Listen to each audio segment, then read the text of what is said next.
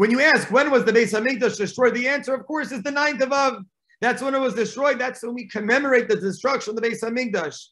But the Gemara in Tainus is not so clear. And in fact, it says that they enter on the 7th and the 8th, they defiled the Beis HaMikdash. And then eventually on the 9th of Av, towards the evening, they set it aflame. And it burned mostly on the 10th of Av. And in fact, Rabbi Yochanan, who was living 100 years later, says, if I was there when deciding when to commemorate the destruction of the Beis HaMikdash, I would have made it the 10th of Av. That's when it mostly was destroyed.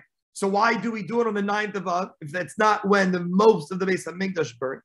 The Gemara says, "Eschalta de parnusa." It was the beginning of the tragedy. Well, what defines eschalta de parnusa? Rabbi Aaron Soloveitchik offers a remarkable and profound answer to this question. He says there is a story a little bit later in the same Gemara that describes the Pirchei Kuna, the young Kohanim, when seeing the Churban. They took the keys to the Heichal. They went to the roof of the Heichal, and they said to HaKadosh Baruch Hu, Ribono Shel Olam,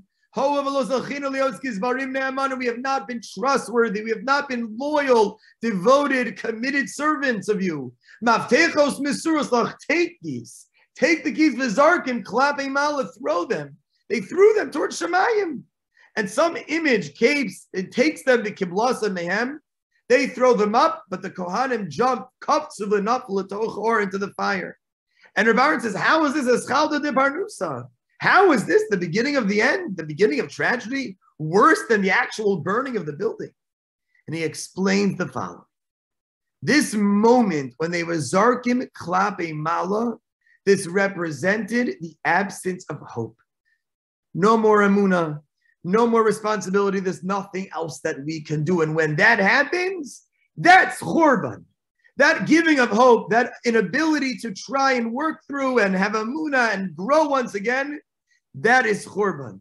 Because the message of this story is that when we give up, when we pack it in, by definition, we have destruction. But with hope, with Emunah, then we can always assure that we'll rebuild. We might have lost a building, but we will once again regain our nation.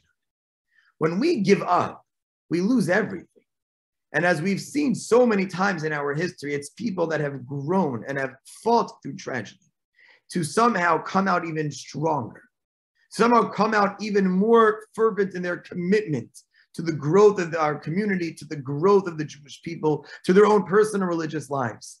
We end our Tishrei morning kinos with the Tzion kinos, because it's those kinos that help us anticipate and visualize what it will be like once again. Not the throwing of the keys up, but embracing a much more beautiful future. A number of years ago, about 5 years ago, there was a terrible tragedy in Tanav Chalamish. The Solomon family.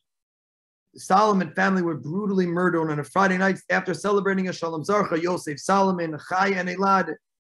And during Shiva, they had a bris for a grandchild. And they wrote on the invitation that everybody was invited. They quoted the pasuk from Yechezkel, B'damaya Chayi.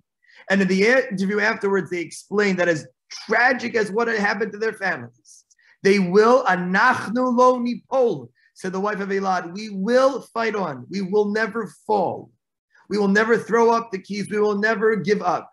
When we have that level of emunah, we have that level of assertion that no matter what happens, we will once again grow. We can be assured there will always be a geula.